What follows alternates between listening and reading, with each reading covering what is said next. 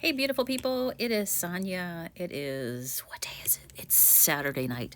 The shop just closed and it's a rainy night.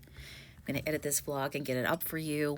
If you were on my Whatnot sale last night, you already saw what these look like, what the end result came to be.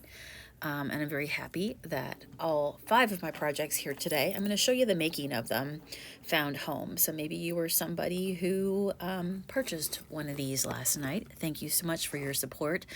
I hope this video, we're just going to hang out a little bit. I'll tell you my process. You might get an idea. If you too are in the creative world, maybe you want to make some like this yourself, something similar, something that you love to paint. So the situation is we have 5 frames out of my collection of many frames that I've been pulling together on all of our trips to Goodwill, to all the places that I can find a cute thrifted frame.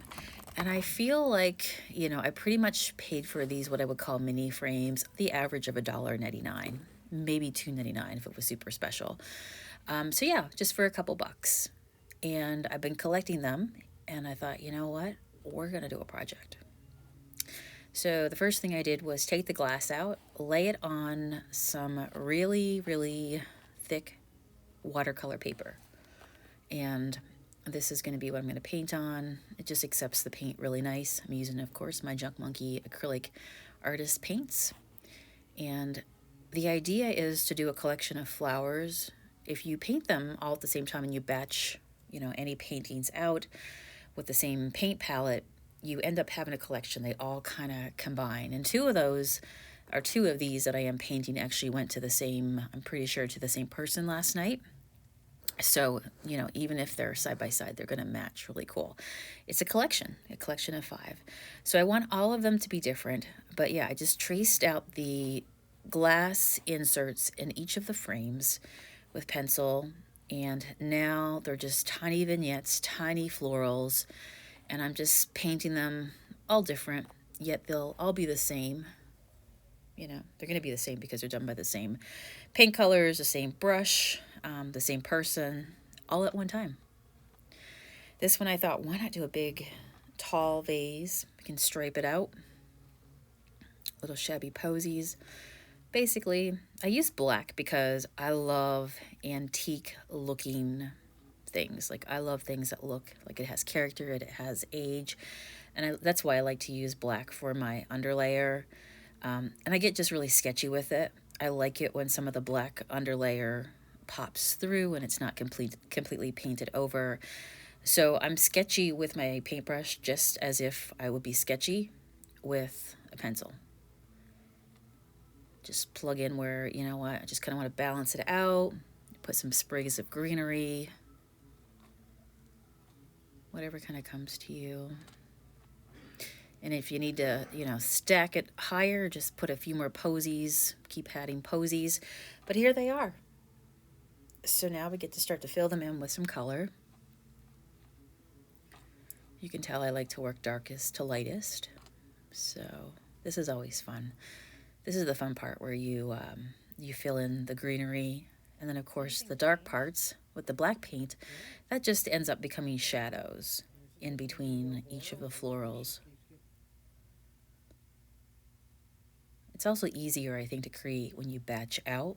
If you're somebody that wants to do a lot of something, doing it all at the same time when you're in that, you're in the zone, you're the wavelength, you've connected to what you're doing. I think that you can move faster and, just kind of go with the flow. Creating some backgrounds here. I like my backgrounds to be not just one color, but to have a bunch of different colors into it, to add some texture, make it all kind of cool. Boy, I love how the colors are popping so nice on here. So my paper is pretty thick. I lift up a piece of it here so you can see the back. And it is not coming through, right? Like, it's pretty darn thick. But I've got to be patient and let it dry overnight. So this is the next morning before the shop opens.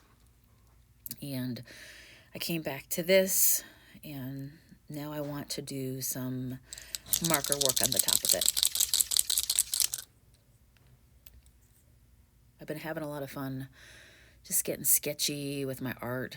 Sketchy art. We're creating sketchy art together. So you see the difference? Oh my gosh, I love it. I love it how it all plays off of each other. I'm just giving the leaves some definition, adding some markings here and there. Pure creative control. But you definitely want to come in with the markers once your paint has dried. Like, be patient with that. If not, your markers will clog up. They'll just get the paint on the very nib, on the very tip of the marker, and then they'll stop working. So it's important to have patience. And of course, if you mess it up, you could always come in with a little bit of paint and just repaint a little flower blob, let it dry, and do the same thing over again. I love that purple, the purple plum down there.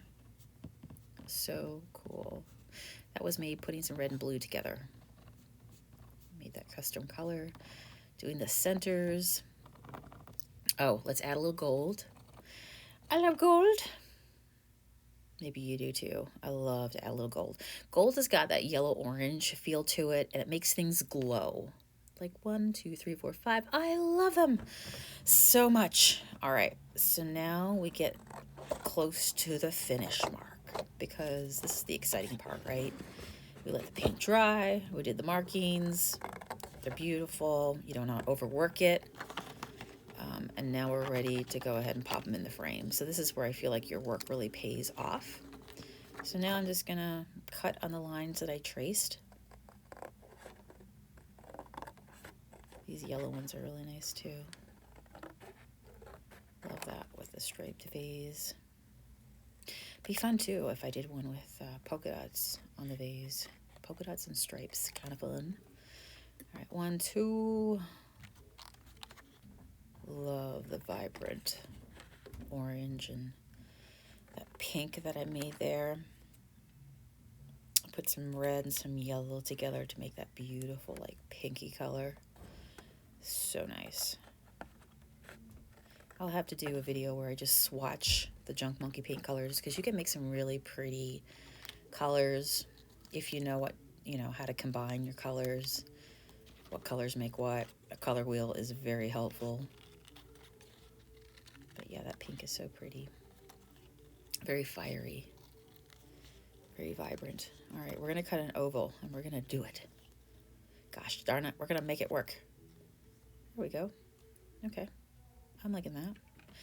So now finally, we're going to go ahead and pop these behind all the little covers here. And I did write a little note. Can you see it? So I signed the back of them. I did not want to put my signature on the front because I didn't want it to take away. There's only so much space, and I wanted you to enjoy the flowers. But my signature is on the back. It is an original piece of art. And I put a little note on the back of them. It says, "Shine bright. Be your beautiful self. Do what you love to do. There's somebody who loves you and loves what you're up to." I love that. I'm a sucker for an oval frame. I have a couple other oval frames that I picked up with you guys thrifting, and I'm going to also paint them as well. So this will be the minis, and then watch, because I'm going to do some paintings in, like, maybe pick another 5. They're going to be, super sized compared to these mini frames. I would call them like my medium frames. But I have some ideas for some things I want to do, like for painting and do another collection. Stay tuned, because I got ideas. Love that. Is that not the cutest thing? Oh my goodness. This one is ceramic. The other one's like a metal. The oval that has the florals, like the little embellishment down there. This guy is another, like, it almost feels like a pewter frame. And then these, oh, by the way, how that one turned out, look down in the corner down there. Is that not cute? Oh my gosh. And then the gold ones, I picked these up together. I've been saving them for the perfect project. And here they are. So these are actually, I'm pretty sure last night the same person actually bid and won those 2 gold frames. I love it because it looks like tufted material. It's gorgeous. Thanks, friends. I hope this gives you lots of ideas, and have a beautiful evening.